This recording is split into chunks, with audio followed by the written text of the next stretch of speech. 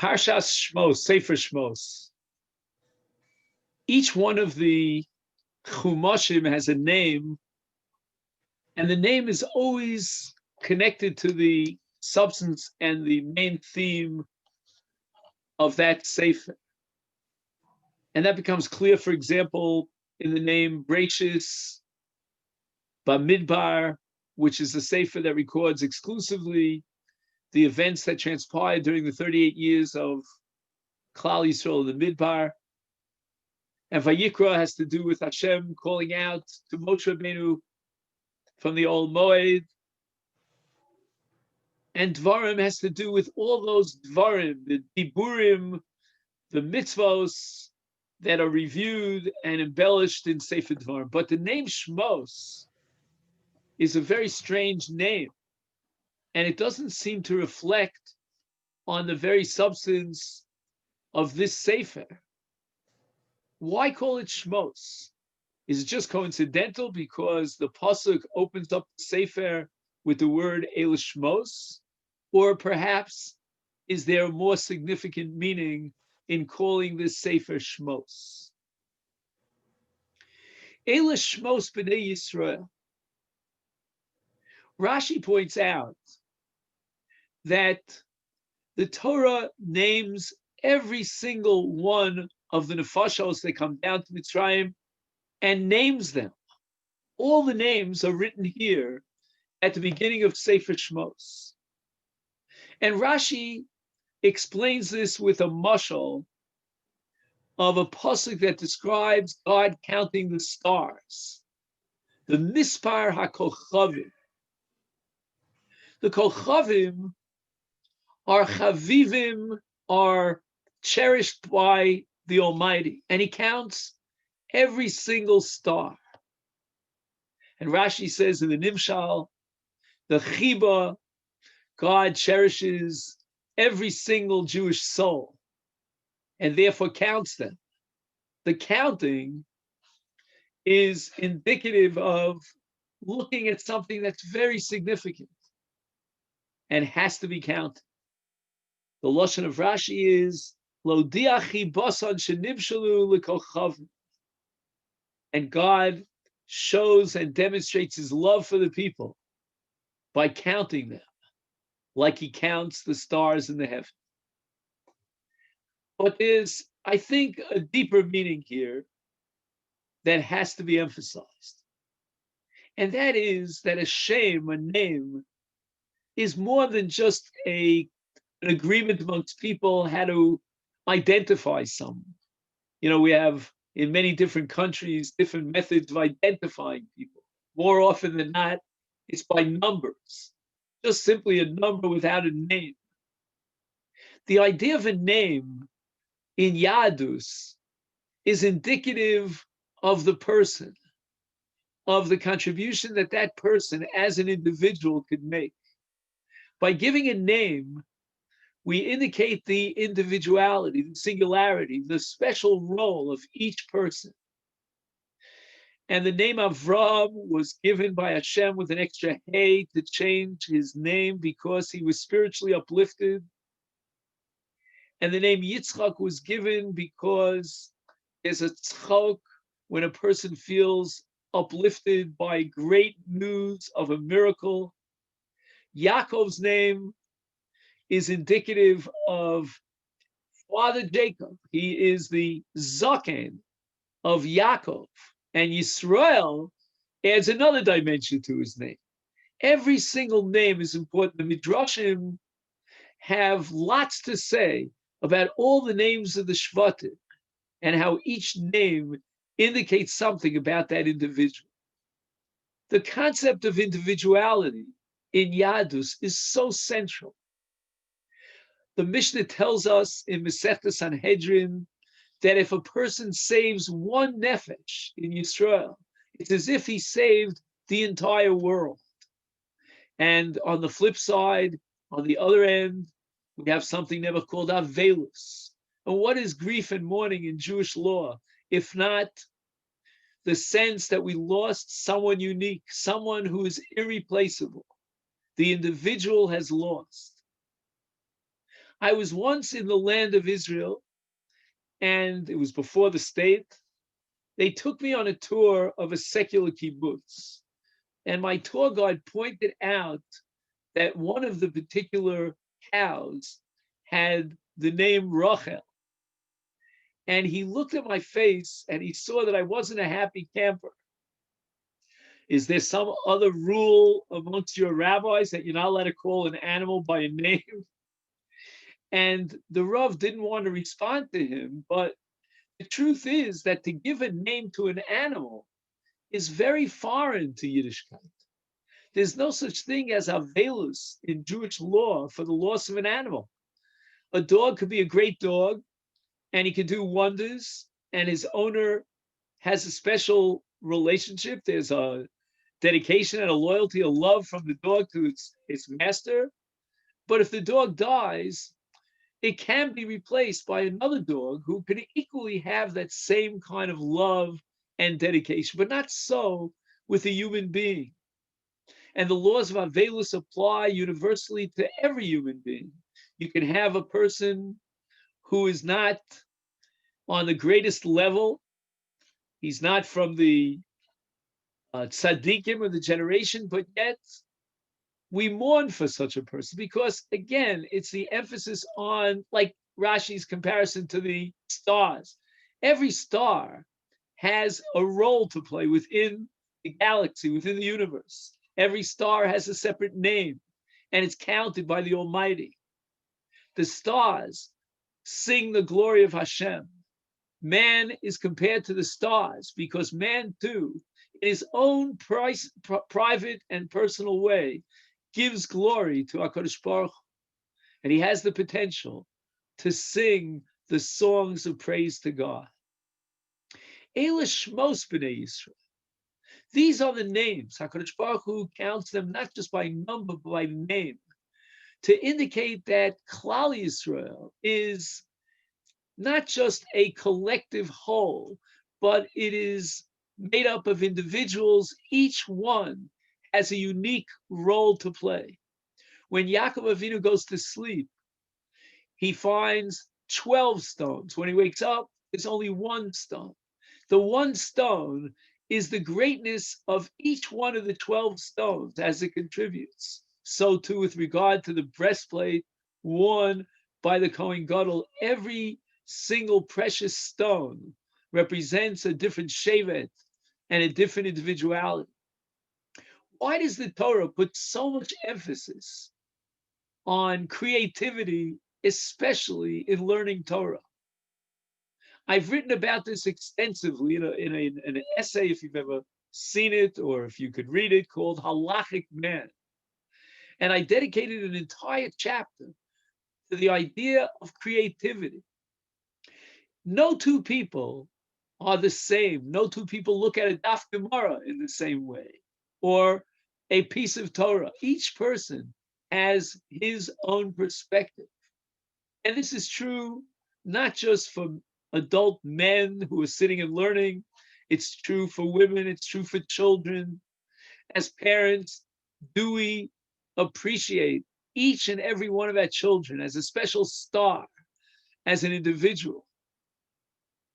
And HaKadosh Baruch Hu, at the beginning of this book, is already telling us what Geula is all about.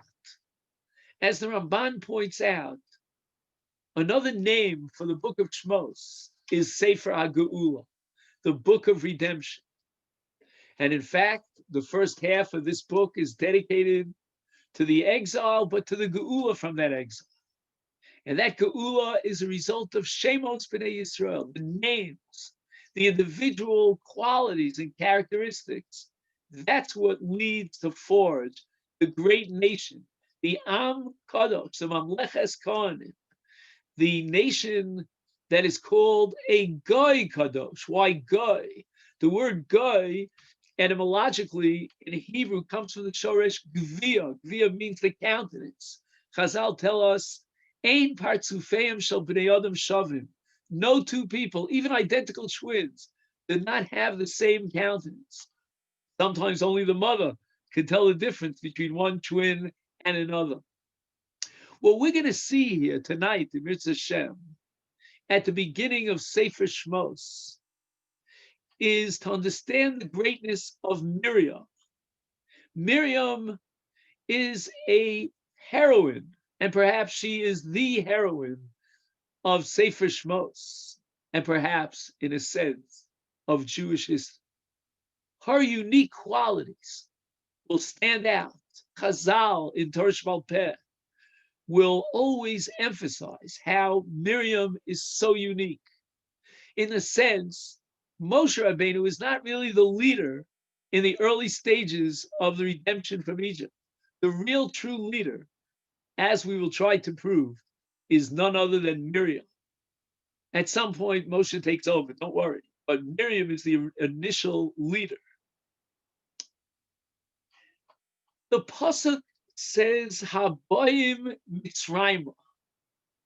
There's a medrash here that's very short and very terse, but very important, very revealing.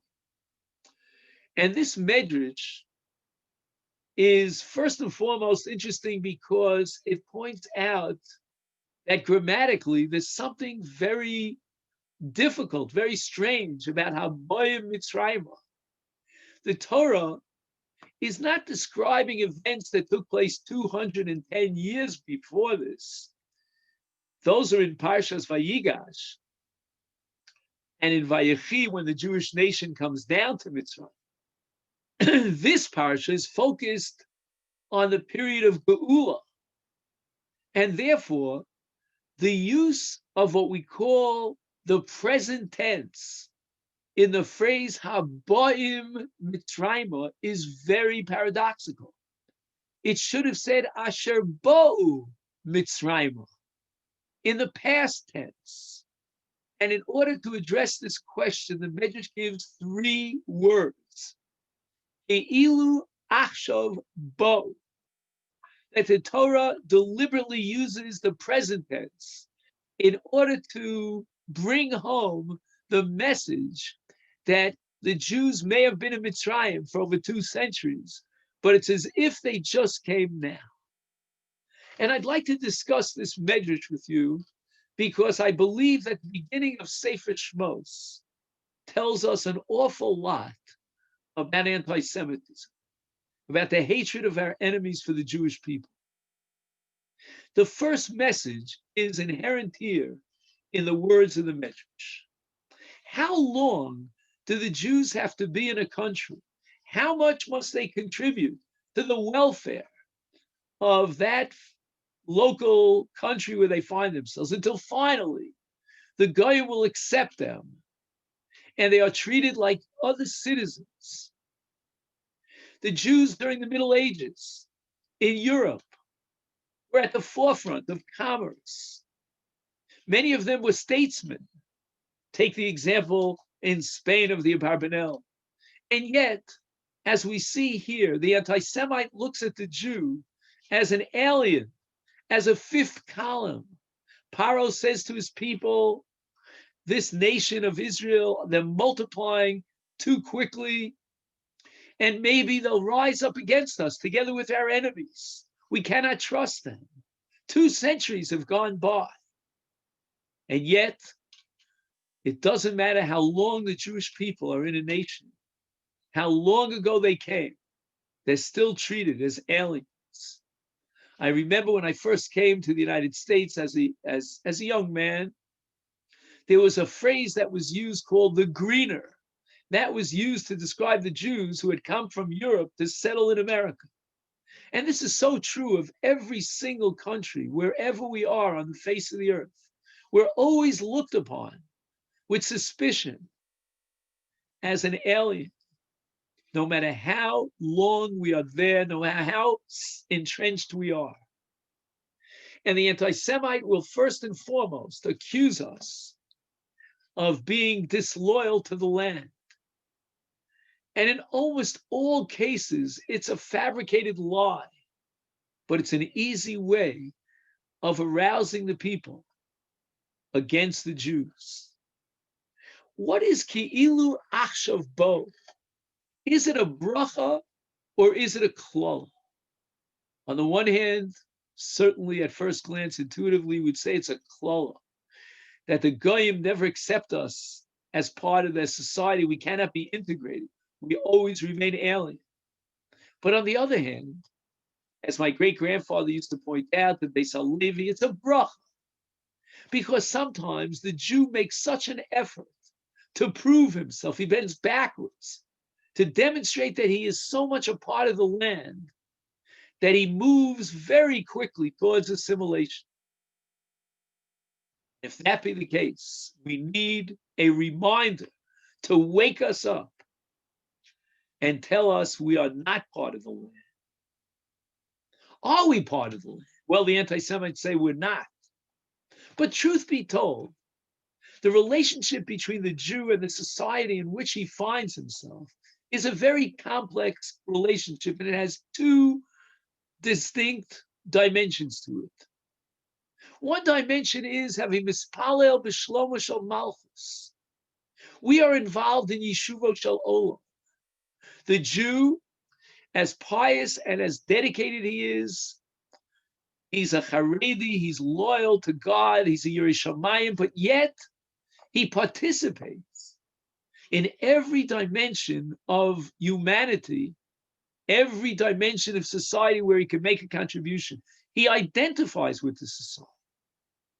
But on the other hand, the Jew is distinct and separates himself and emerges as a unique identity within society. This is the paradox of a Jew in Golus.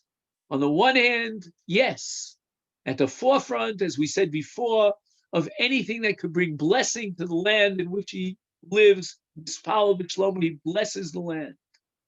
We have a special blessing that we recite when we see the king or the queen. But on the other hand, a Jew has to understand that that there are certain statutes and certain mores in the sociology of the country they find themselves that are antithetical to Jewish morality. And we constantly have to be treading that very thin line.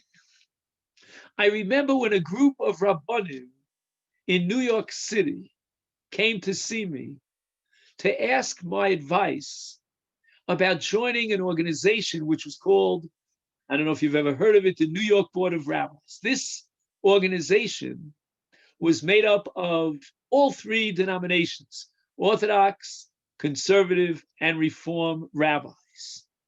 And many of the Rabbanim felt uncomfortable in joining such an organization and identifying with other trends, so to speak, in movements that were deviant from halacha. But I pointed out to them that the New York Board of Rabbis is not there to present Jewish religion, Jewish law. That's not the function or the goal of this organization, but rather to present the Jewish needs that are common to all Jews vis-a-vis the society at large. And in a similar way, we as Jews will join together hand to hand with the non-Jews in the culture that we find ourselves in order to represent humanity, in order to have a common stand, to work against evil, to work for the protection of all human life. But we are unyielding and uncompromising when the impact of the society in which we live is negative, is antithetical to our spiritual legacy, to our dedication to a code of morality. And so, what do the Mitzrim say about the Jews? What is their accusation? They claim that the Jews are not interested at all in becoming assimilated. And here we see an amazing transition between the original Pharaoh and the Pharaoh of Sefer Shmos, the Pharaoh of Avodim or Yinu, the Pharaoh, the Mitzrayim. Think back of the Parshios that we learned, especially Parshas Vayigash, and it continues also in the same theme in Vayichi. Paro has tremendous respect for Yosef. He recognizes Yosef's qualities as being distinct, as being distinguished, as being unique. He recognizes and admires that Yosef could run the entire country and save it from destruction. And when the opportunity comes for Yosef to bring his father down to Mitzrayim, tremendous amount of respect and admiration for Yaakov Avinu, to such an extent that when Yaakov dies, the entire land of Mitzrayim, from Paro and down, breaks into a depression, Avel Kaved b'Mitzrayim, because of the appreciation of Yaakov. With the death of Yosef, the Mitzrayim realize that they've lost a great leader. When the brothers originally came down to Mitzrayim, and the Mitzrayim thought, wow, these are great individuals. It cannot be that Yosef came from a clan, from a family of dull people. They must have talents. They must have genius like their brother Joseph, and they could contribute to Egyptian society. And therefore, how surprised Paro was when Yosef put forward the request that his brothers and their families settle in Goshen, on the outskirts of Mitzrayim, far from the hustle and bustle of the capital. And Yosef instructs his brothers to tell Paro that we are shepherds, we are roei tzon, and that's not a good profession for the farming agricultural community of Mitzrayim. Therefore, we need the land of Goshen. What Yosef was really telling his brothers was they should be separate. They should not assimilate into Egyptian society. The beginning of anti-Semitism in Egypt is indicated by the pasuk Avodas Parach. Let me just read the pasuk to you.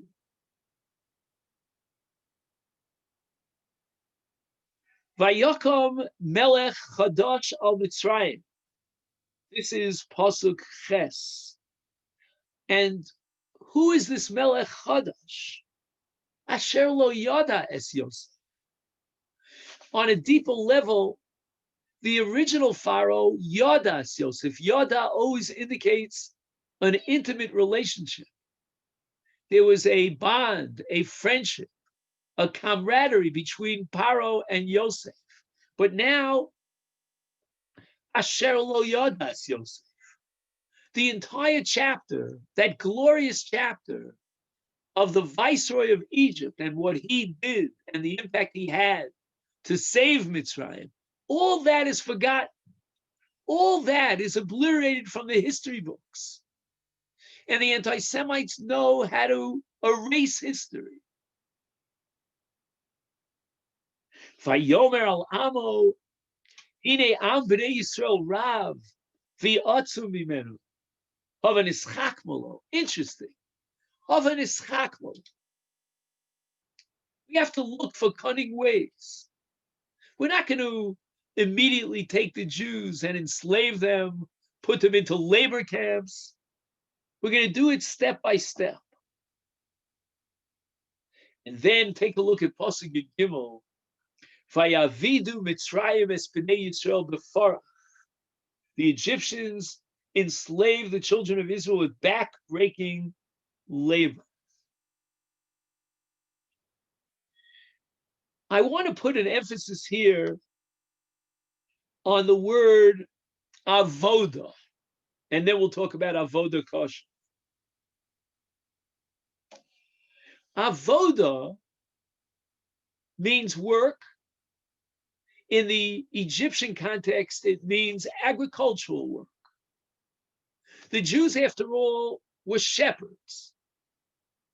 They knew nothing about agriculture. They were never interested in learning the training to be farmers, which requires a great deal of training.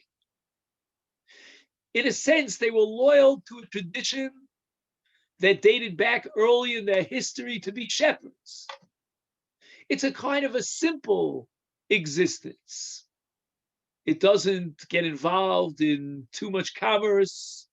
There's not that much economic excitement over here, no great, brilliant thinking about how to make more money. In the ancient civilization, it was Egypt that broke new ground in the economic sphere by breaking into agriculture big time.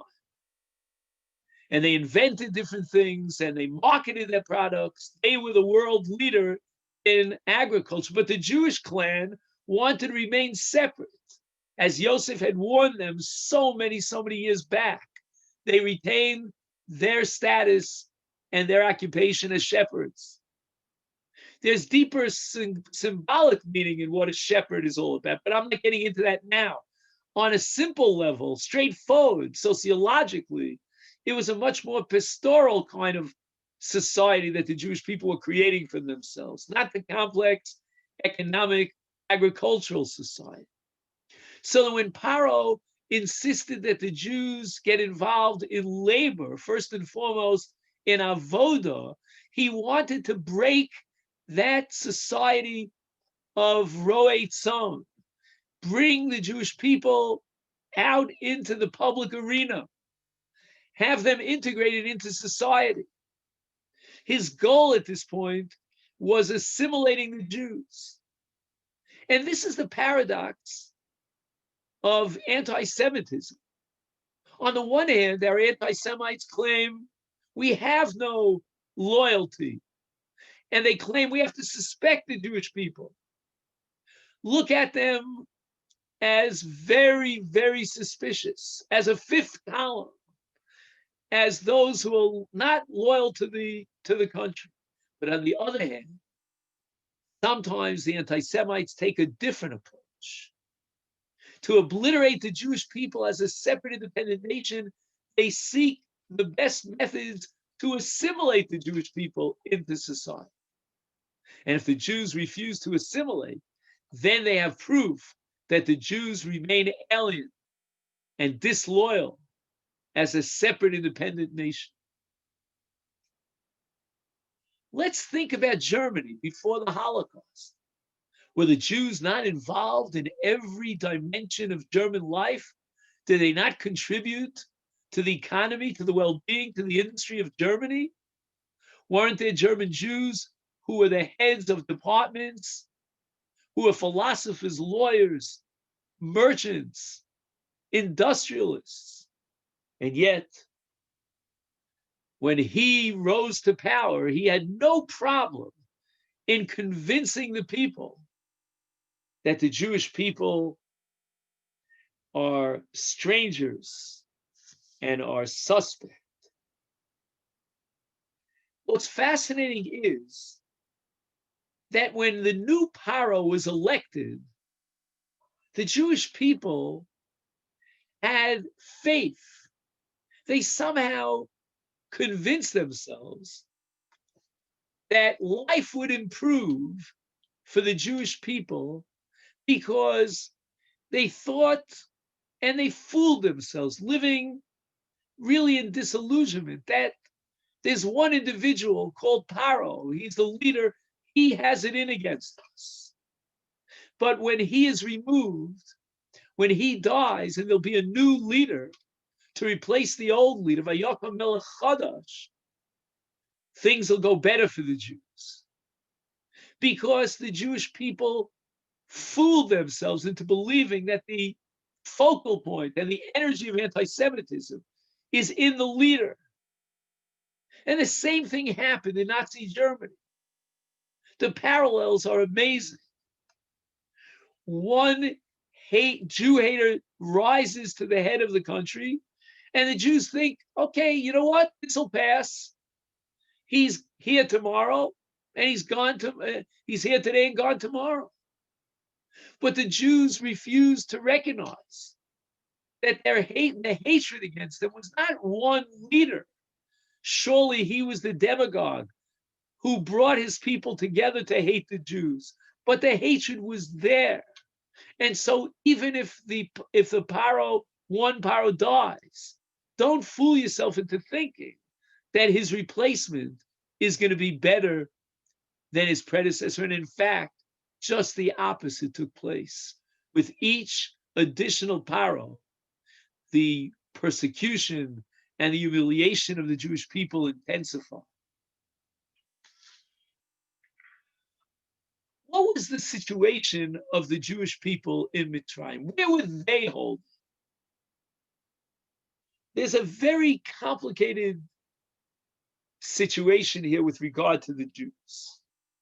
As I said at the outset, Haboy Mitzrayim Ki'ilu Achshav Bo is both a klola because of the attitude of our enemies, but it's also a bracha in disguise. They don't let us forget that we are Jews and we are a distinct nation. Did the Jews feel themselves assimilated in Egyptian society, or were they dedicated to be a separate nation with their own identity? I'd like to point out a phrase that repeats itself twice, almost in the same context. In Pasuk Tesvav, Paro mandates the Mialdos,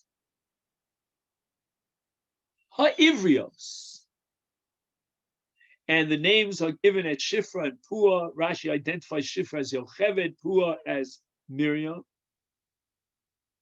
And he instructs them that when they see that the baby that's about to be born is a male, he should be put to death.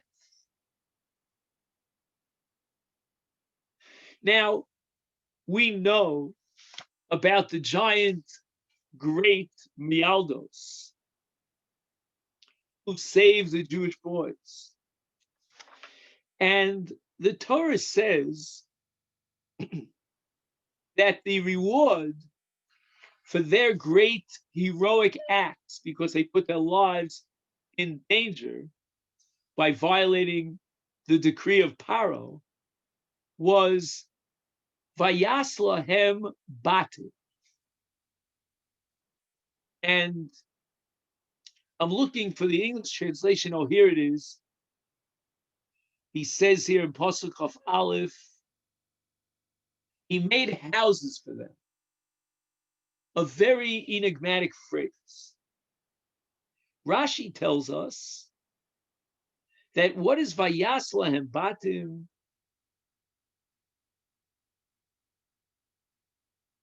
Just one second.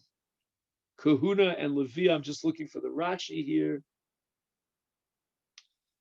Vayas lahem batim, Pasuk Chaf Aleph, Bate Kahuna uLevia uMalchus shekruyim batim. In a word, batim or bias is metaphorically leadership. And there are three leaderships here, but the word bias means leadership. And almost immediately after this, in Pasuk Aleph of Perek Beis, Vayelech Ishmi Beis Levi. Again, the word bias. Now, I don't believe it's coincidental that within the span of two verses, the batim, the bias, appears twice. What is Beis Levi? We always speak about Beis Levi. David HaMelech sings in his Tehillim about Beis Levi. The word bias here means a leader. The Leviim played the role of the leaders of Klal Yisrael. It was their job to struggle for what I would call Jewish identity in Mitzrayim. They were the force within Klal Yisrael that would remind the Jews that if they think they're assimilating into Egyptian society, that is not the right path to go on. They must be constantly reminded of their own unique identity. That's the role of Levi. But the question is, were the Levium successful? What method would prevent the Jewish people of then from assimilating and retaining their own identity? The Medrash tells us that the Jews in Mitzrayim had scrolls, they had Megillos, that they had inherited from generations bygone. And the Medrash tells us that these scrolls contained parts of the Torah itself, and even perhaps the concept of Shabbos. The Levium as leaders apparently observed Shabbos in Mitzrayim. The rest of the Jewish people didn't have that luxury for whatever reason. But nevertheless, the Levium were able to generate within Klal Yisrael a sensitivity towards the Shabbos. When Moshe Rabbeinu pleads, according to the Medrash, in front of Paro, and he says to them, you want to get the maximum out of your slave labor, you got to give them 1 day off. Give them the 7th day off. And the Jews embraced the Shabbos, even within the horrible slavery and persecution of Mitzrayim. What are the 3 stages of anti-Semitism that we learn from this week's Parshas? As we said, the first stage is to demonize the people of Israel, make them into demons, accuse them of being a 5th column, and Pasuk Yud, Havan Ischak Malo, because Pen Yirbe V'Hayek Yisikre Enem Milchama Nosaf Gamhu Al Sonenu V'Nilcham Banu V'Olam Min Ha'aretz. That's the first stage of anti-Semitism. The Jews are not to be trusted. They represent a very dangerous wing that could undermine the entire country.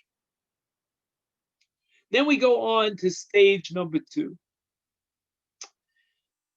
Let's try to get the Jews to assimilate. Let's give them a service, a role, a national service to play. Let them demonstrate their loyalty to the Egyptian empire and build Pison V'Ramses. And this led to stage number 3, and that is to subjugate the Jews to forced labor and to humiliate them, to break their spirits. And Chazal tell us that even the women folk were required to submit themselves to hard labor that would be normally relegated to men. Men were relegated to work that involved manual dexterity that was typically performed by women.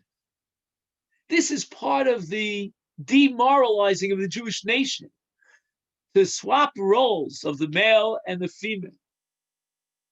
Everything in the plan of Paro and his henchmen was well thought out. And the goal was to bring the entire Egyptian people on board, so to speak, with a unity of anti-Israel, to be hating the Jewish people.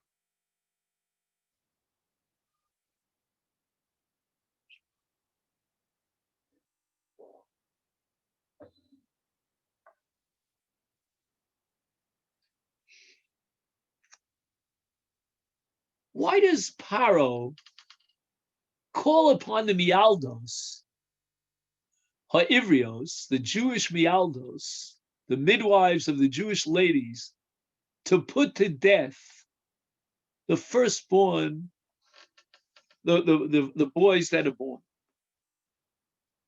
Here too, I cannot withhold my feelings about the parallel between Egyptian anti-Semitism, and Nazi anti-Semitism.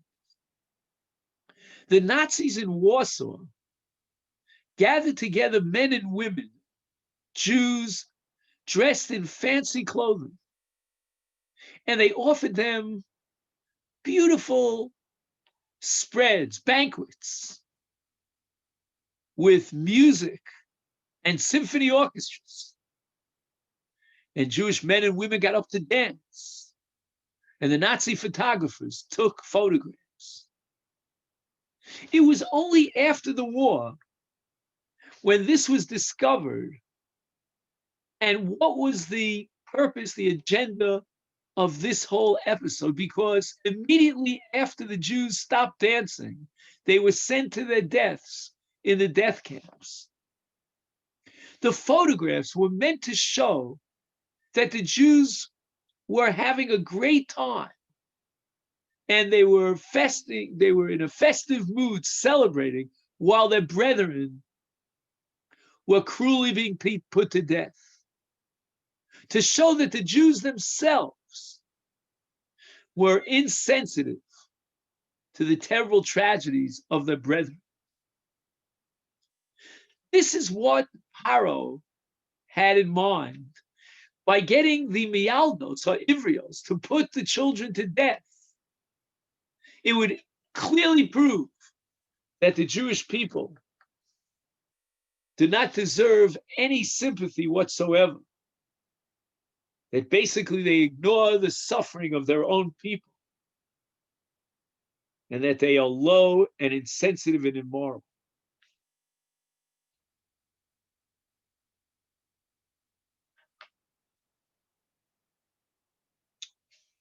It's very interesting, as I mentioned at the outset, to follow the career of Miriam.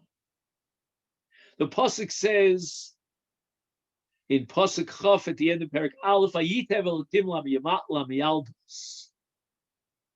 But take a look at the beginning of Perek Beis. It describes the marriage between Amram and Yocheved from Beis Levi. And then, after the decree of Paro, she gives birth to a boy. She hides the baby for 3 months, and then Pasuk Gimel lo yachla od hatspino vatikach lo tevas gomer, etc.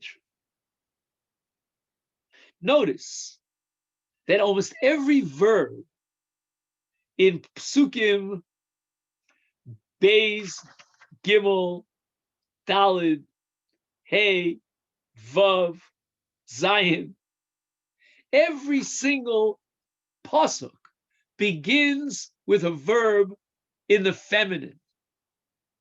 It's all about 2 women, 2 great giants. Vatar, Vateled, Vatera, V'lo Yochla, Vatosem, Vatisyatzev, Vatered. It's all about Yocheved and Miriam, these 2 great women.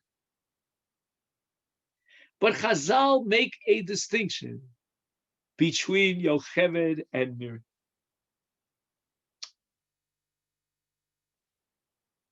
Yocheved makes the decision to hide the baby Moshe in a Tevas Gomer and to place him on the waters of the Nile.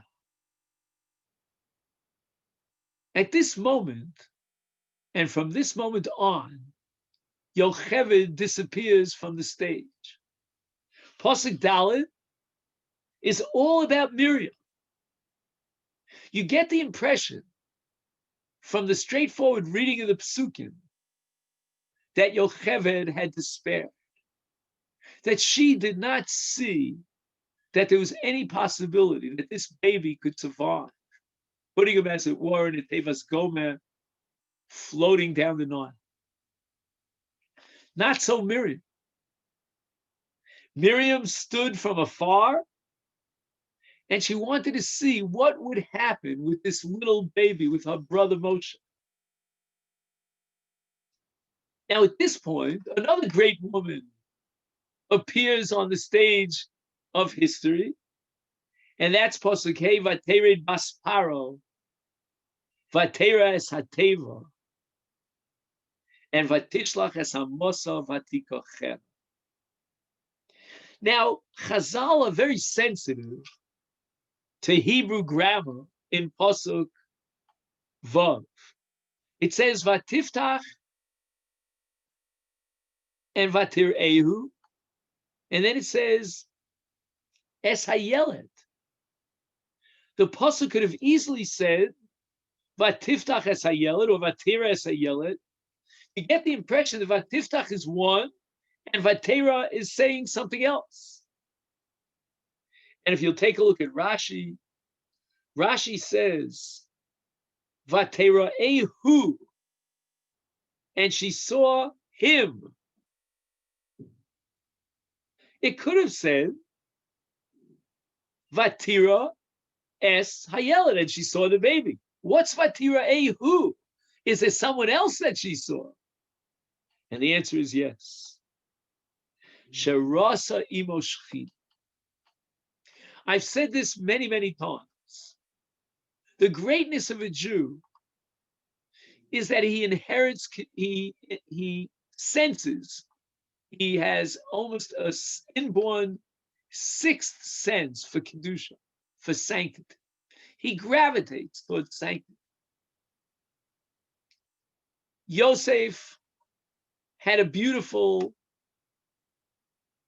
countenance. He radiated sanctity to such an extent that, according to one opinion in Chazal, Ashes Potiphar was in awe of Yosef, and she only desired to have a child with him. She saw that down the line she would have a child with him, but it really wasn't her, it was her daughter. The greatness of a Jew is to develop that sense of Kedusha. And here we have in Bas Paro an amazing woman who is capable of sensing sanctity, of being aware of the fact that this baby is radiating the Shekhinah. And she had a rare opportunity. If she hadn't made that act of self-sacrifice, we would not have had Moshe Rabbeinu. He would have been lost. Not only to the Jewish people, my friends, but to all of mankind. It is Moshe that brings us the Aseret HaDibros, the Ten Commandments. It is Moshe Rabbeinu that brings us the moral law, and almost every moral or religious person on this earth owes its allegiance to morality to Moshe Rabbeinu.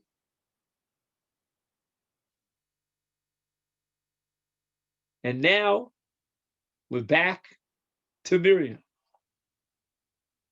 Vatomer achoso el bas paro, and so forth and so on. Chazal tell us a secret that we would not have known. And one could often wonder why Chazal revealed the secret. Amram, in the aftermath of the decree that every boy should be destroyed, divorced his wife, Yocheved. Another act of despair in which Amram, the great leader of Klal Yisrael from Beis Levi, telling his people, not only in words but in actions, that it's better not to bring children into this world, if only for them to be murdered. And so there's no point to continuing this marriage relationship. And who was it that went along with Amram? And who was it that fought against Amram?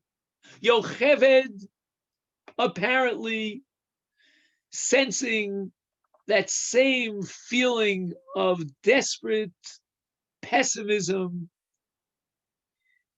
and there's no hope, there's no faith. She agreed, and that was it to the marriage. But Miriam refused to accept that negative and pessimistic attitude towards the destiny of Klal Yisrael. Miriam is forever the bastion of faith, believing in something that goes beyond nature, that it is possible to continue to exist as a separate nation. We are Beis Levi. We are the leaders. And our goal, our mission, is to instill a sense of identity, of Jewish identity. We cannot give up the ship. We cannot throw in the towel. We must persist.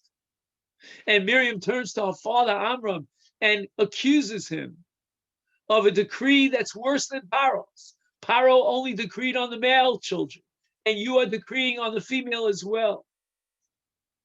Until apparently, as the great leader of faith, she persevered, and Amram remarries Yocheved, and that has a ripple effect on all of Klal Yisrael. The amazing story of the beginning of Parshas Shmos is about a nation on the brink of despair. We know very little about the time period of Jewish slavery in Mitzrayim. We only find out about the initial decrees, the Avodas Parach, and the suffering and the persecution of the Jews, the slavery, and the incredible, catastrophic humiliation of the Jews. But where is God in the relationship? What is going on for all these decades upon decades, centuries? And we have a similar silence in the Torah with regard to Moshe Rabbeinu. We know that Moshe Rabbeinu, as we'll see inside in a minute, flees to Midian. He is in Midian for decades. He comes to Midian at a relatively young age, and he's already long mature when he returns to Mitzrayim. What happened?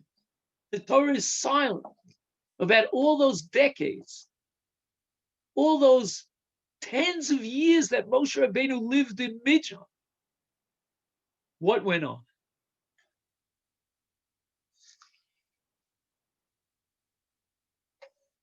I would like to read to you some of my writings. That's not usually what I do on our shir once a week, but in this case, perhaps it's worthwhile.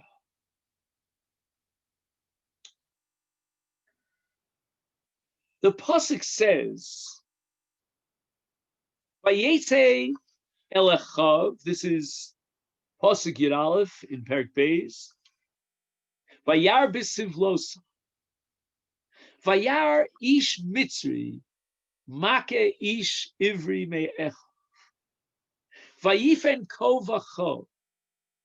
Vayar kien ish. Vayaches ha-Mitzri. Vayatmineu b'cho.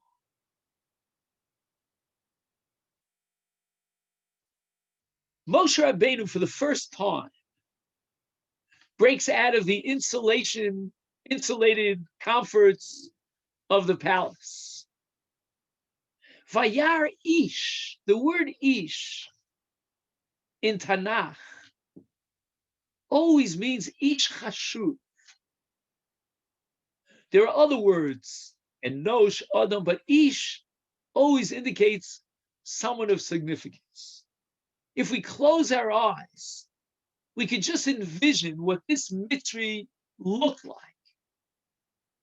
And with a smile and a wink in my eye, I would say he was probably 6'4", broad shoulders, He wore the entire garb of the Egyptian elite. This guy is Chashav. Or is he?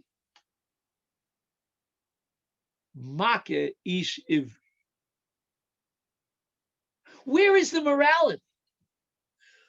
This person who presents himself as the greatest specimen of this advanced culture and civilization called Mitzrayim, who is he? He's someone who is basically a beast. He's a murderer. Vayifen ko v'cho. Moshe Rabbeinu looks into this man's eyes. He looks to the right, he looks to the left, he sizes him up. Who is he? Is he indeed an Ish? Vayar ki ein Ish. And Moshe Rabbeinu realizes that he is an animal in the form of a human being. Vayach es ha-Mitzri. And Moshe Rabbeinu kills the Mitzri. He's not an Ish. I often wonder, why is it that Jewish history is dotted with one exile after the other, but the common link to all these exiles is that the Jewish people find themselves in the most advanced civilizations? And the answer is, I believe, that the Jews exposed to these civilizations that are so technologically advanced, affluent societies, the Greeks and the Romans, the Persians, the Medites, and ultimately the Germans. And the Jew looks at the non-Jew and says, Vayar Ish Mitzri. Look at this advanced society. Look at the glamour. Look at the advanced industry, technology, sports, the ancient Romans. Look at the physical strength of the Greeks. Look at the Colosseum, the gladiators, the heroes. Look at the Germans, who to this day are more advanced than almost any other society in certain areas. And the Jew is amazed by the glamour of the Ish Mitzri, only to learn, Vayifen ko v'cho, that it's all a facade. And these great societies, unfortunately and tragically, will reach their decline. And don't be fooled by the neon lights and the wonderful, beautiful streets of Hollywood with all their glamour and all their Miss Universes. Because underneath it all, Vayar ki ein Ish, it's immoral. And imagine the disappointment, if we could use that word, it's not even an appropriate word, of the Jews in Germany who worshipped the Germans and the society that was so advanced. I remember when I studied philosophy in the University of Berlin, and I attended the classes of some of the most brilliant existential philosophers of a German society. I remember how impressed I was. And then in 1933, with the rise of the Nazi Party, many of those professors were first on the line to join the Nazi Party.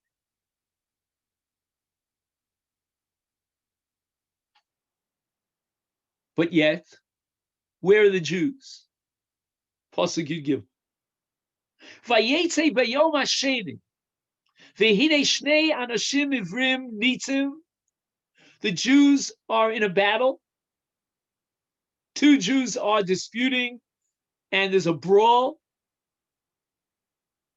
And Moshe Rabbeinu, again, because of his in-depth sensitivity, his profound identification with the victim, one of his brothers, Vayomer l'Rosha lama saker reyecha. Vayomer, mi samcha leish sar v'shofet olenu, ala hargenu ata omer kasher haragtos hamitzri.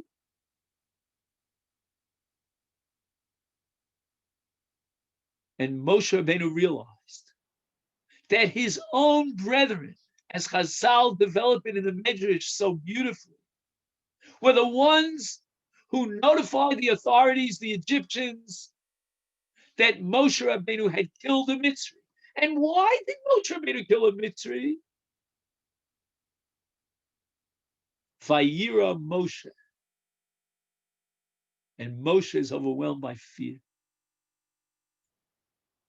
This Vayira Moshe has to be understood on two different levels. On Pshuto Shel Mikra level, no doubt that Moshe was a fugitive and he was overwhelmed by fear that he would be prosecuted and perhaps put to death for what he had done to the Mitzri. But on a deeper level, Chazal tell us that Vayira Moshe, Vayomar Achei Noda Hadova. Moshe finally found the answer to the question that had bothered him for all of his life. Why is it that this nation deserves such persecution, such slavery, such horror? Noda Hadova. Now I know the answer. Because if these Jews came to tell on another Jew, to tattle, as we call it, and bring about a situation where the authorities would be looking for a Jew to persecute him, to condemn him as a murderer, if that's what the Jewish nation is all about, if that's the lowest level that they reached, then Noda Hadova, I now have an answer to my question. And this Vayira Moshe is a turning point in the life of Moshe. When Moshe Rabbeinu runs away, he's not just running away from the authorities. He's running away from his brethren. He's running away from his people. He has absolutely given up hope on the nation of Israel. In a sense, Moshe Rabbeinu is the antithesis of his sister Miriam, who never gave up faith. And Moshe Rabbeinu flees to Midian. We don't hear anything about those many, many years that he lives in Midian. When he first approaches the Benos Yisro and he saves them, they come running and they point to Moshe. Ish Mitzri. Moshe looked like a Mitzri. He dressed like a Mitzri. He had become part, to some extent, of the Egyptian civilization and giving up, as it were, on his people.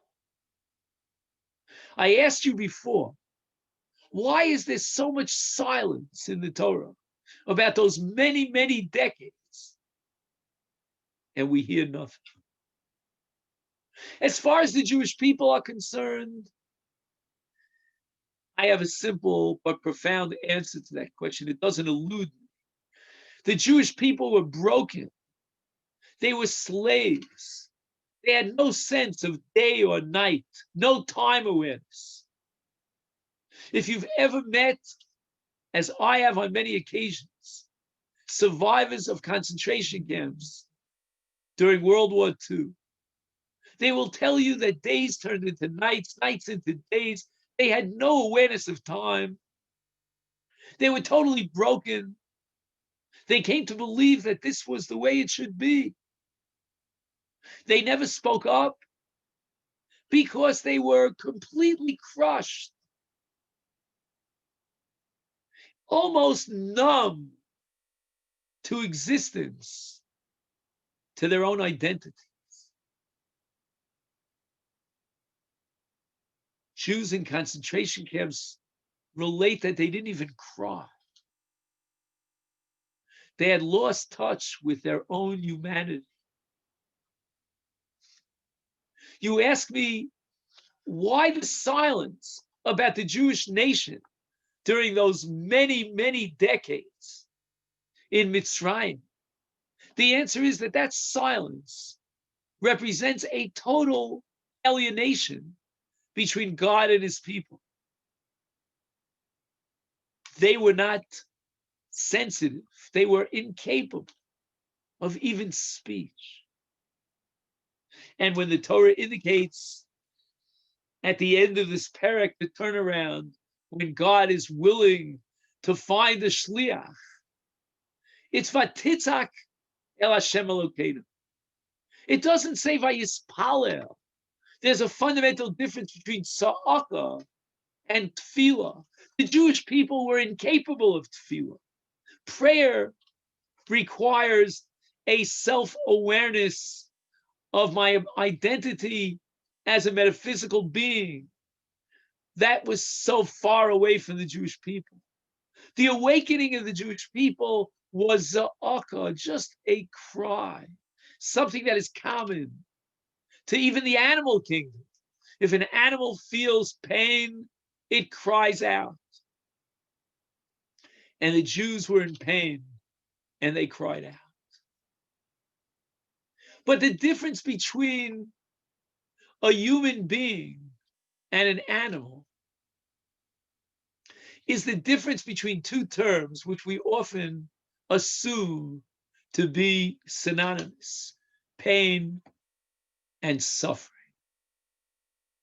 An animal, like a human being, as a biological being, is capable of pain.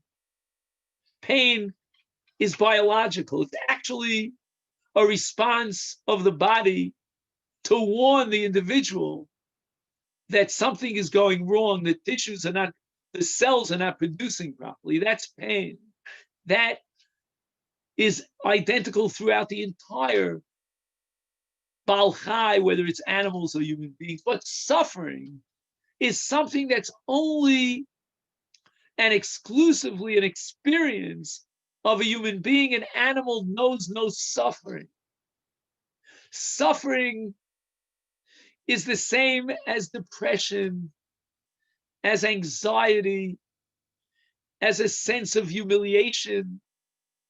Suffering is an existential experience, a state of being that only a human being is capable.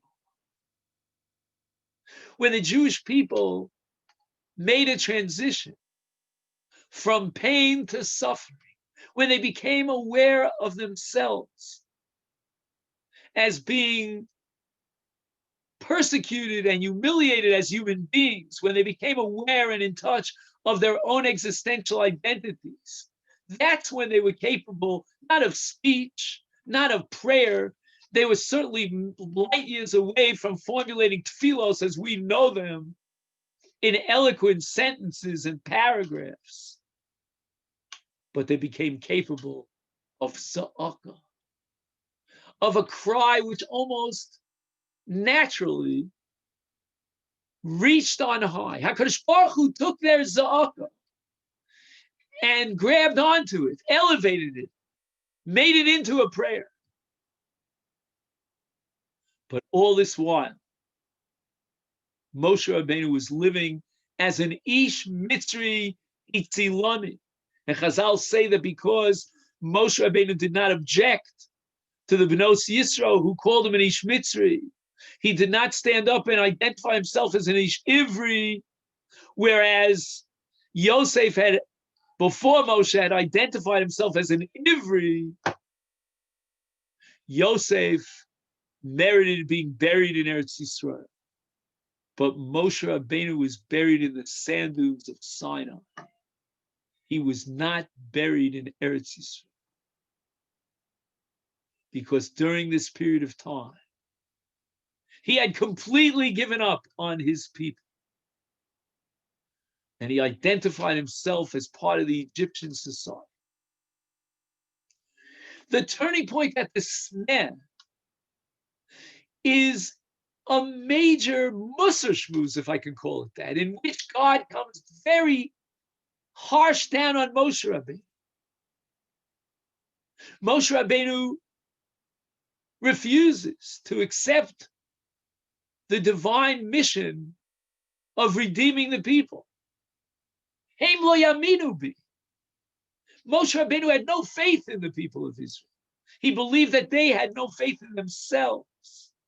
They had reached the lowest level. The experience that he had had following Vayaches HaMitzri, when two Jews were informers against him,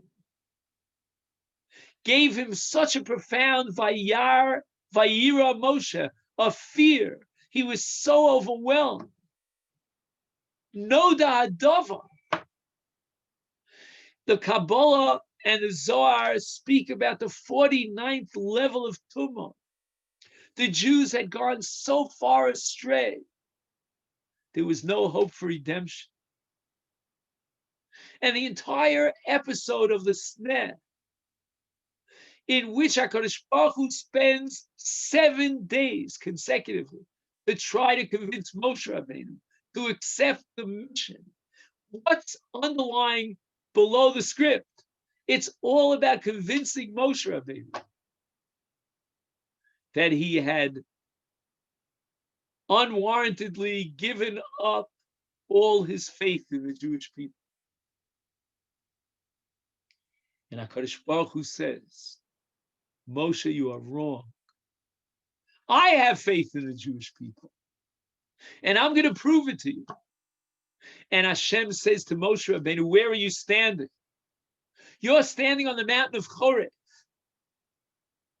Do you realize, Moshe Rabbeinu, that 7 weeks away from Yetzias Mitzrayim, the people of Israel will stand on this mountain and declare Nasa v'Nishma? Do you realize the potential of your own brethren, that in such a short period of time, they can climb and ascend from the lowest level of the impurity, the filth of Mitzrayim, to the highest level of Goy Kadosh, of Am Sgula, of a Nasa v'Nishma, a glorious people of Malchus Shamayim. And they will serve Hashem right here on this mountain. The entire episode of the Sneh is all about awakening within Moshe Rabbeinu his love for the people, his belief in the potential, the great potential. God had not given up, and he had to bring Moshe Rabbeinu along. Vayetze el achiv, vayar b'sivlosa. Moshe went out and he saw their births.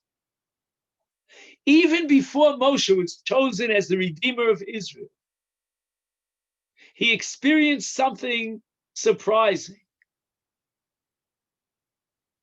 And he witnessed Sivlosa.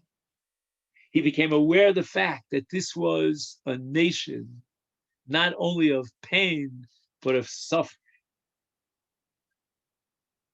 And so the entire Parsha is about the hatred to the Jewish people that was perpetrated first on high from Paro, but all the way down in a step-by-step, 3-stage process that typifies anti-Semitism, in which the Jew thinks he has faith that it's just one man, one tyrant, one demagogue who will be replaced.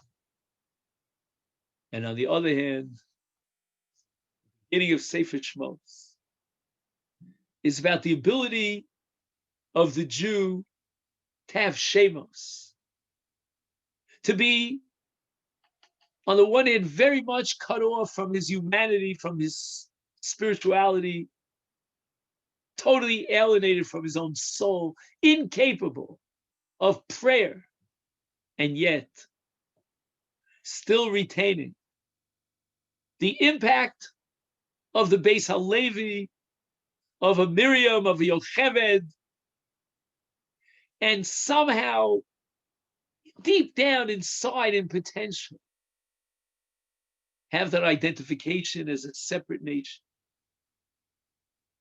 such that it would take a Moshe Rabbeinu, once he revived his belief and his love for his brethren, to now ignite that spark within every Jew, every Shem, every Kochav, and bring them together to uplift them from the lowest level that they had reached as a result of the inhumane, indescribable persecution, to the level of a Mamleches Kohen, Goy Kodesh.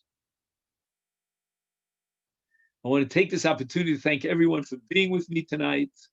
And in Mirz Hashem, next week we'll see how Moshe Rabbeinu able to achieve this unbelievable task once he had accepted upon himself the shlichus, that great mission to be the Redeemer of Israel, to be zochet to always learn Torah together, and to get a grasp of the infinite nature of Torah, its infinite messages, and the profundity in which Torah reveals that which is deep down within us, within the society and the culture that we find us. And ki heim chayenu fi orach yameinu, we should be zochet to be the Am Kadosh, the Mamleches Kohen, and then we'll see the ultimate redemption at the time of Melech Mashiach, in Erev Yameinu. Amen. Amen. Later tov. Amen. Amen. Shkoyach. Shkoyach. Shabbat shalom. I didn't see most of your faces. If you happen to be able to turn on your camera, even just for a minute. Okay, thank you. Thanks. What are the other interpretations? What are the other interpretations of Vayas Lahem Batim, other than Batekuna Levia and Malchus? Any other interpretations? Any other ideas? I have to see the Ibn Ezra. I know he has something on this, but it's been a while. So take a look if you can. If you happen to have the Moser of Kuk Chumash, it's beautiful. He has the Ibn Ezra, he's got the Ramban. It's all there at your fingertips. Mm-hmm. Okay. Wow. Everyone. Hello to Charlie, please. Great shot. Okay.